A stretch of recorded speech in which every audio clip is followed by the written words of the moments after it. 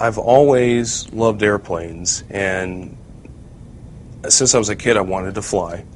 I did that, and I found that this was probably one of the greatest ways that I could impact aviation was through air traffic control. I had an instructor when I first came into the agency tell me that air traffic control and the way you have to think is really not a natural thought process, and I really think that that's true. It's teaching the brain to think differently than it's used to thinking.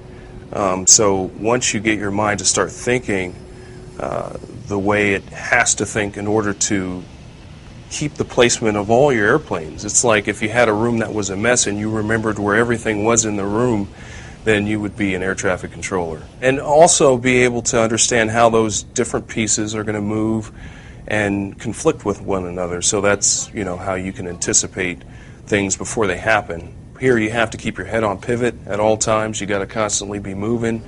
Your eyes need to be scanning and not just looking at one particular point. You're looking all over the entire tower cab. Coming to work every day and being perfect. You know, we're expected to be perfect all the time, which that is the challenge. I mean, most people get up, they go to work. They don't have to be concerned with having the pressure of multiple lives on their hands within a day. And with us, if you don't come ready to play every day, you know, things happen.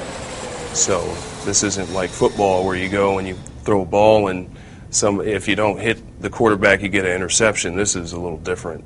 So that is the challenge. I think, for me at least, every day getting up, knowing what I need to do in preparation to come in here and be 100%. My grandma, my family, my daughter. I think about who might be on that airplane and how important each one of those individual flights are. So it doesn't matter if it's, you know, a blip on a radar scope or if you can actually look out and see it.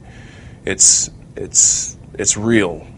And I think sometimes, you know, people can become complacent in that sense that, you know, they forget that those are real airplanes, you know, but they are. So it's, you know, I think that that is definitely the part of the job that you have to constantly remind yourself of so that you don't ever have any complacency.